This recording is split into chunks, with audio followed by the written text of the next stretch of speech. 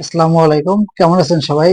আজকে আমি কৃষকদের নিয়ে কিছু কথা বলার জন্য আসছি।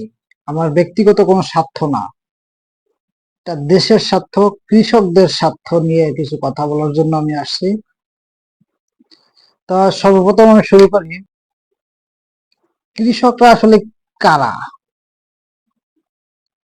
এবং বাংলাদেশের জন্য তারা কতটুকু গুরুত্বপূর্ণ ভূমিকা পালন করতেছে এই দেশের মানুষের জন্য, এটা নিয়ে বিস্তারিত আলোচনা করব। আসলে কৃষকরা খাদ্য আমাদের বা টোটাল বাংলাদেশের খাদ্য যোগান দিচ্ছে। এই কিছু খাদ্যদ্রব্য আমাদের আমদানি করা লাগে, তবে সিংহভাগ কৃষকরাই উৎপাদন করতেছে। কৃষক আমাদের জন্য খাবার যোগান দিচ্ছে, কিন্তু সেই কৃষক আসলে কেমন আছে, সে কি আসলে ঠিক মতো খাইতে পারতেছে কিনা, এটা নিয়ে কেউ নাই দেখার মতো কেউ নাই। সরকারি হিসাব অনুযায়ী সহজ শর্তে ঋণ, উন্নত বীজ, বিনামূল্যে সারে ভর্তুকি ইত্যাদি পাবে। আসলে কৃষক কতটুকু পায়? আমার জানা মতে আমার এলাকার প্রায় 80% লোকই কৃষক। আমার বাবাও কৃষক, আমার এলাকার একজন সুনামধন্য কৃষক। উনি কখনো কোনোদিন বিনামূল্যে এক পয়সারও কখনো সার পায় নাই। বীজ বীজ উন্নত বীজ তো দূরে যাক, বিভিন্ন ধরনের কৃষিজাত পণ্যের যে বীজগুলা, এই বীজগুলা কিনে বারবার ধোকা খায়। একবার ধোকা খাওয়া মানে ওই সিজনটাই শেষ। এই বীজের যে প্রস্তুতকারক, এই প্রস্তুতকারকের রেজিস্ট্রেশন কৃত প্রস্তুতকারক, এই রেজিস্ট্রেশনটা কে দেয়? ড্রাইভার কার? বলার কিছুই নাই। দালাল আছে, কৃষি ক্ষেত্রে প্রচুর দালাল আছে, ঘুষ আছে।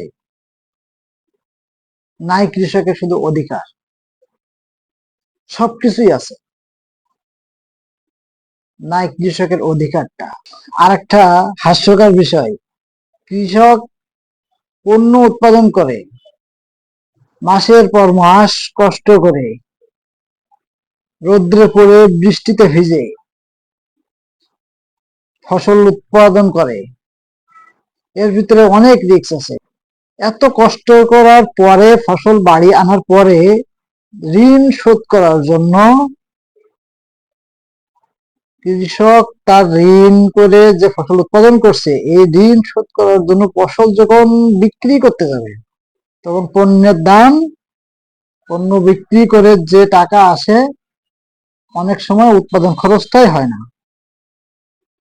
বেশিরভাগ সময় উৎপাদন খরচের সমান সমান, কম, আর বেশি হলে কোন সময় যদি একটু থাকে তো খুব সীমিত। সব পণ্যের দাম নির্ধারণ করে প্রস্তুতকারক কিংবা উৎপাদনকারী প্রতিষ্ঠান কিংবা উৎপাদন যে করে। কিন্তু কৃষকের পণ্য উৎপাদন করে কৃষক, দাম নির্ধারণ করে কিছু দালাল, কিছু ব্যবসায়ী, বাটপারি ব্যবসায়ী। কৃষক দাম নির্ধারণ করতে পারে না। কেন কৃষক দাম নির্ধারণ করতে পারে না? ড্রাইভার কার? আমি সবার উদ্দেশ্যে বলতেছি, কৃষক বাঁচলে দেশ বাঁচবে। তাই কৃষককে বাঁচানোর জন্য দেশের সবার আগায় আসতে হবে। নতুন প্রজন্ম যে দেশটারে হাতে নিছে, 5ই আগস্টের পরে দেশের যে নতুন প্রজন্ম আসছে, এই নতুন প্রজন্মের উপরে অনেকের অনেক আশা আছে। এই নতুন প্রজন্মর উচিত দেশটাকে টিকায় রাখা, দেশটাকে বাঁচায় রাখা। আর দেশটা বাঁচায় রাখতে গেলে কৃষক ছাড়া বাঁচায় রাখা অসম্ভব।